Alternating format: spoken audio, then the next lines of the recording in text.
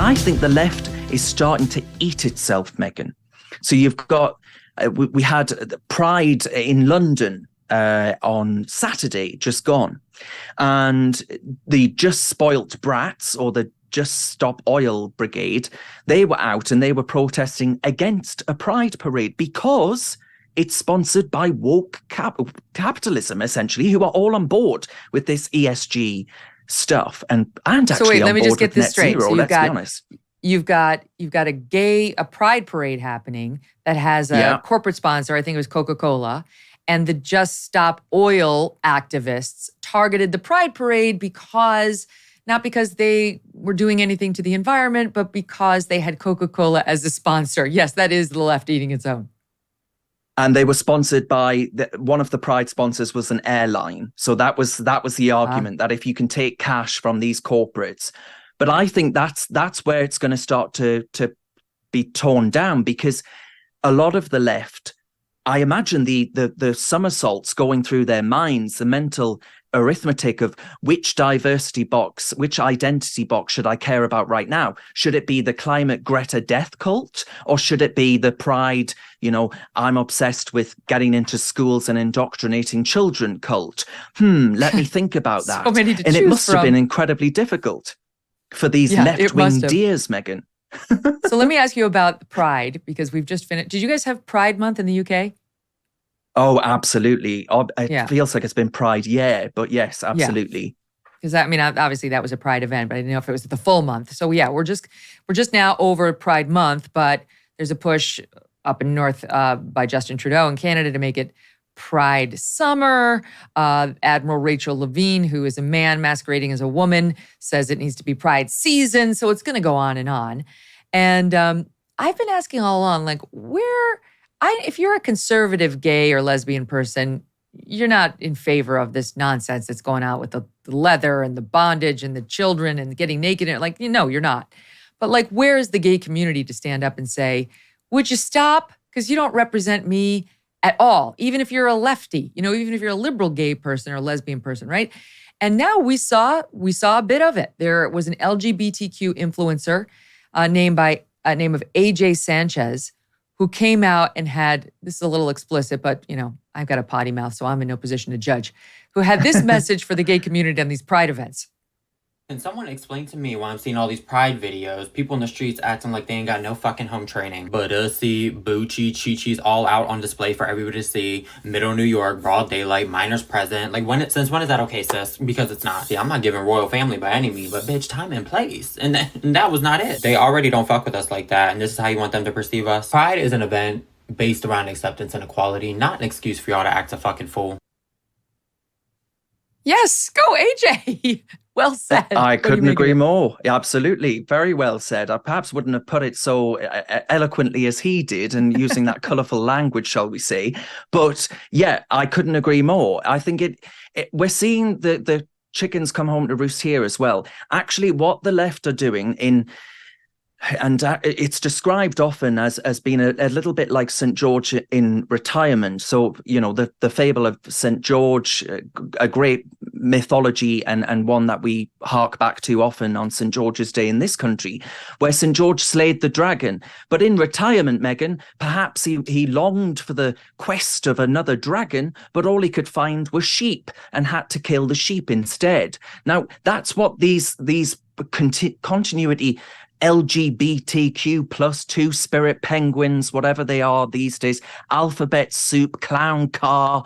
I wish the clown car would, go off into the sunset and never return again. But that's what these movements are doing. They want to keep the victim narratives going because that's what keeps them relevant. That's what keeps them receiving dollars, receiving pound sterling, receiving checks and support from corporates and all the rest of it.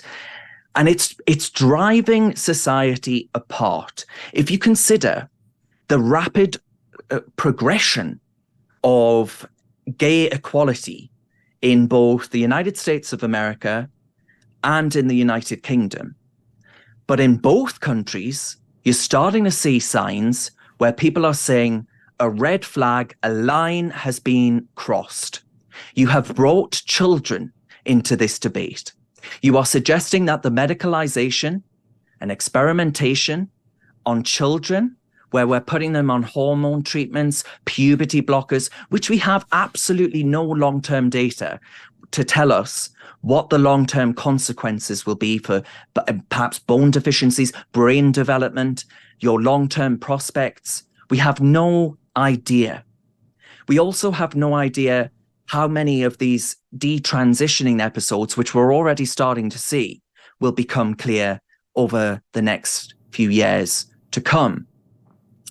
And parents, not just parents, but many in these societies, in our societies, are saying, look, I was quite all right with Darren Grimes, wanting to be free to, I don't know, have a boyfriend or even get married as long as it wasn't in the church. But I draw the line at this idea that we should be teaching gender ideology, this new ideology in schools, where sex and gender are being taught to children as being able to switch on and off like a light switch, where young girls, and this is what breaks my heart, Megyn, actually, and I dare say, I don't want to put words into your mouth, but I dare say you agree with me on this. Young girls who, and there is evidence to suggest this, may well have autism. They're going through puberty. They're not happy with their bodies, as many young children who go through puberty. I mean, I didn't like my body when I was going through puberty. Young people are being sold a lie and a promise that actually the solution to fix these issues is to get a mastectomy, is to take these medications, is to do generally irreversible things. And then happiness is just one surgery away. And what happens then, Megyn, when people do go through with these surgeries? I mean, I don't know if you saw, but the Bank of England, which is like, our Fed, they actually came out today and said that any gender can get pregnant. This is our central bank in Britain saying that any gender can get pregnant and that they will help people with gender reassignment surgery. And you just sort of think this stuff is absolutely everywhere. It's and so once offensive. that starts That is to so become offensive. I'm sick of it. In a somewhat startling description, the UN food chief warned the world with the words, knocking on famine's door. What? He called what we're facing a perfect storm of a perfect storm. And he's not alone in that view. A Barron's report says a food shortage could be coming even in the US. Farmers see it too. John Boyd Jr. is a fourth-generation farmer. He recently said we're going to see empty food shelves in the coming months. That's why getting survival food is more important than ever. Create your own stockpile of the best-selling 4 Patriots survival food kits. It's not ordinary food. We're talking good for 25 years, super survival food. Hand-packed in a family-owned facility in the USA and giving jobs to over 200 Americans. They have different delicious breakfasts, lunches, dinners, and you can make these meals in just less than 20 minutes. You just add boiling water, simmer, and then you serve. And right now, for the next few days, viewers will get 10% off their first order by visiting 4, the numeral 4, patriots.com, and you use code MK to get the discount. Go to 4patriots.com. Use the code MK to start your own stockpile today. Hey, thanks so much for watching. If you like what you just saw, hit the subscribe button for more clips and full episodes.